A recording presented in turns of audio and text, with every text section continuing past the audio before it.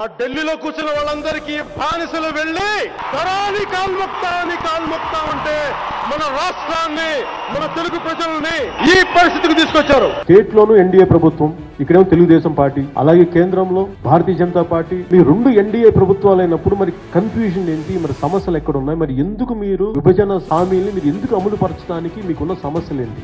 ప్రజా సమస్యల మీద పోరాటం చేయడానికి వచ్చిన ఇలాంటి పిచ్చి పిచ్చి పనులు చేసే భయపడే వ్యక్తి అస్సలే కాదు నేను. సార్ మా రాష్ట్రం సార్ ప్లీజ్ ఇంతే దండం పెట్టి ఈ రోజు జరిగింది. An unapologetic Sanatani Hindu. If I have to lose everything, including my life and my political position as Deputy CM and this political power, I am ready to let it go. ఎందుకంటే ఇలా divide చేస్తే అంటే ఇంకా మనం ఇలా చేసుకుంటూ వెళ్ళిపోతే అభివృద్ధి రాదు, కొట్టుకు చేస్తూ ఉంటాం. తిరుపతి లడ్డు విషయంలో కాంట్రవర్సీ జరిగినప్పటి నుంచి ఏపీ డిప్యూటీ సీఎం స్పందించిన తీరు గురించి ఎక్కడ చూసినా డిస్కషన్ నడుస్తుందండి. అయితే కాషాయ దుస్తులు ధరించి పవన్ కళ్యాణ్ చేస్తున్న హిందుత్వ వ్యాఖ్యల వెనుక ఉన్న యాక్చువల్ ఇంటెన్షన్ ఏంటి అన్న క్వశ్చన్స్ కూడా వినిపిస్తున్నాయి. అంతేకాదు తిరుపతి లడ్డు కల్తీ జరిగిందన్న విషయంలో టీడీపీ బీజేపీల రెస్పాన్స్ అండ్ పవన్ కళ్యాణ్ ఇచ్చిన రెస్పాన్స్ కి మధ్య చాలా తేడా కనిపిస్తుంది. నార్మల్లీ ఆర్ఎస్ఎస్ బీజేపీ నుంచి వినిపించే సనాతన ధర్మ పరిరక్షణ స్లోగన్ ని పవన్ కళ్యాణ్ తీసుకున్నట్లు కనిపిస్తుంది అని కొందరి వాదన. అండ్ అఫ్ కోర్స్ రీజనల్ పార్టీలకు సంబంధించినంత వరకు ఆంధ్రప్రదేశ్ లో ఇలాంటి అగ్రెషన్ తో కూడిన ఒక రెస్పాన్స్ కాస్త కొత్తదే. విజయవాడ కనకదుర్గమ్మ గుడిమెట్లు కడిగిన సమయంలో పవన్ కళ్యాణ్ సనాతన ధర్మం మీద గట్టిగా మాట్లాడారు. అండ్ అదే విధంగా తిరుపతిలో దీక్ష విరమించిన తర్వాత వారాహి సభలో సనాతన ధర్మం పరిరక్షణ కోసం అంటూ ఆయన తన వాయిస్ ని చాలా గట్టిగా వినిపించారు. ఎంతో ఆవేశంగా మాట్లాడుతూ తనను తాను సనాతన హిందూగా పవన్ కళ్యాణ్ చెప్పుకున్నారు. అంతేకాకుండా సనాతన ధర్మ పరిరక్షణ కోసం తన ప్రాణాలు సైతం ఇస్తామని పవన్ కళ్యాణ్ చెప్పడం జరిగింది. కానీ ఇక్కడ బాగా అబ్జర్వ్ చేయాల్సిన పాయింట్ ఏంటి అంటే ఆవేశంతో స్పీచ్లు ఇవ్వడం పవన్ కళ్యాణ్ కు కొత్తేం కాదు. కానీ 10 ఏళ్ల కిందట పార్టీ పెట్టినప్పుడు పవన్ కళ్యాణ్ కు ఉన్న ఐడియాలజీకి అండ్ ఇవాళ ఉన్న ఐడియాలజీకి చాలా తేడా కనిపిస్తుంది అని చాలా మంది పొలిటికల్ అనలిస్టులు అండ్ అలానే సోషల్ యాక్టివిస్టుల వాదన. ఒకప్పుడు చగోవీరా ఐడియాలజీతో మొదలై సనాతన ధర్మం అజెండాకు మధ్య పవన్ కళ్యాణ్ లో ఎన్నో రకాల షేడ్స్ కనిపిస్తున్నాయని అపోజిషన్ పార్టీస్ విమర్శిస్తున్నాయి. అందులో ఒకటి బీజేపీ వేసిన రోడ్ మ్యాప్ లో పవన్ కళ్యాణ్ నడవడం. హిందుత్వ అజెండాతో పవన్ చూపిస్తున్న డెడికేషన్, సనాతన ధర్మ పరిరక్షణ బోర్డు సెటప్ చేయాలనే ఆలోచన వెనుక ఖచ్చితంగా బీజేపీ ఉందని రాజకీయ విశ్లేషకులు చెప్తున్నారు. అండ్ వాళ్ళు అలా అనుకోవడానికి example 2 years back Pawan Kalyan చేసిన కొన్ని కామెంట్స్. భారతీయ జనతా పార్టీ నాయకులు పెద్దలు నాకు రోడ్ మ్యాప్ ఇస్తామని చెప్పారు. నేను ఎదురు చూస్తున్నాను. మీరు ఎప్పుడు రోడ్ మ్యాప్ ఇస్తారో చెప్పండి. ఈ వైసీపీ ప్రభుత్వం ఎలా గద్దెదించాలో చెప్పండి, మేము చేస్తాం.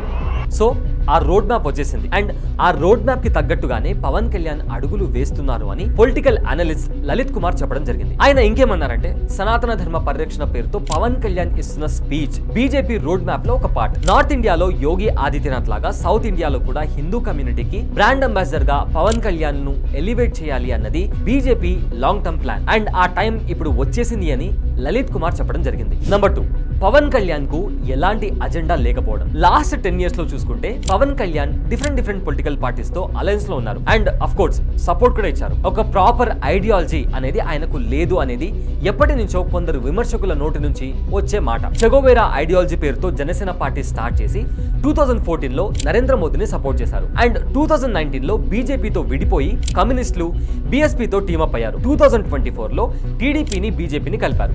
సో ఇలా ఒక కైండ్ ఆఫ్ సినిమాటిక్ స్ట్రాటజీస్ తో ముందుకు వెళ్తున్నారు అన్న కామెంట్స్ కూడా వినిపిస్తున్నాయి. విజయవాడ దుర్గమ్మ గుడిలో వెండి సింహాలు మాయమైనప్పుడు అండ్ రామతీర్థంలో దేవుళ్ల విగ్రహాలను ధ్వంసం చేశారు. అంతర్వేదిలో రథం కూడా కాలిపోయింది. ఆ టైంలో పవన్ కళ్యాణ్ ఇంత హడావిడి చేయలేదు. కానీ ఇప్పుడు ఎందుకు చేస్తున్నారు, ఎవరి గైడ్ లైన్స్ తో ఇవన్నీ చేస్తున్నారు అనేది మరికొందరి వాదన. అయితే ఇక్కడ వినిపిస్తున్న ఇంకో ఇంట్రెస్టింగ్ కామెంట్ ఏంటి అంటే ఇంతకు ముందు ఎప్పుడు కూడా సనాతన ధర్మం గురించి మాట్లాడని పవన్ కళ్యాణ్ ఇప్పుడు మాట్లాడితే హిందువులు ఆయనను అంగీకరించరు అన్న కామెంట్స్ కూడా వినిపిస్తున్నాయి. అయితే ఈ మొత్తం ఎపిసోడ్ లో జనసేనతో పొత్తు పెట్టుకున్న టీడీపీ మాత్రం పవన్ కళ్యాణ్ హిందుత్వ అజెండా మీద సైలెంట్ గానే ఉంటుంది. సో ఇదే ఇష్యూకి సంబంధించి టీడీపీ జాతీయ అధికార ప్రతినిధి కే పట్టాభి బీబీసీకి ఇచ్చిన ఒక ఇంటర్వ్యూతో మాట్లాడుతూ పవన్ కళ్యాణ్ సనాతన ధర్మ పరిరక్షణ నినాదం వారాహి డిక్లరేషన్ మీద మేమేమి మాట్లాడము, అది జనసేన పార్టీ విధానం అని ఆయన అన్నారు. అండ్ దీని గురించి ప్రొఫెసర్ కె నాగేశ్వరరావు ఏమన్నారంటే రాజకీయాలను మతాన్ని కలపడం మంచిది కాదు, రాజకీయాల్లోకి మతాలను ఇన్వాల్వ్ చేయకూడదు, సనాతన ధర్మం పరిరక్షణ పరిరక్షణ పేరిట రాజకీయాలు వద్దు, దాని పరిరక్షణకే కట్టుబడి ఉంటే రాజకీయాలు వదిలేయాలి అని నాగేశ్వరరావు అన్నారు. మతం రాజకీయం కలిస్తే ఎక్కడైనా విధ్వంసమే జరుగుతుంది. ఏ దేశంలోనైనా అంతే. దేవుళ్లను, సనాతన ధర్మాన్ని రాజకీయాల్లోకి లాగకండి. ప్రత్యేక హోదా, స్టీల్ ప్లాంట్ ప్రైవేటీకరణ, ఆంధ్రప్రదేశ్ అభివృద్ధి, ఉపాధి అవకాశాలు వంటి వాటి చుట్టూ రాజకీయాలు జరగాలి అని చెప్పి ఆయన చెప్పడం జరిగింది. ఇలా డివైడ్ చేస్తే అంటే ఇంకా మనం ఇలా చేసుకుని వెళ్ళిపోతే అభివృద్ధి రాదు, కొట్టుకు చేస్తా ఉంటాం. So what you think? నిజంగానే పవన్ కళ్యాణ్ ని ముందు ఉంచి ఎవరైనా నడిపిస్తున్నారా, లేదా ఇది ఆయన ఓన్ సెల్ఫ్ అజెండానా? మీ ఒపీనియన్ ని అండ్ థాట్స్ ని కింద కామెంట్ సెక్షన్ లో మెన్షన్ చేయండి. అండ్ ఇలాంటి ఇంట్రెస్టింగ్ న్యూస్ అప్డేట్స్ కోసం మా ఛానల్ ని సబ్స్క్రైబ్ చేసుకొని మమ్మల్ని సపోర్ట్ చేయండి.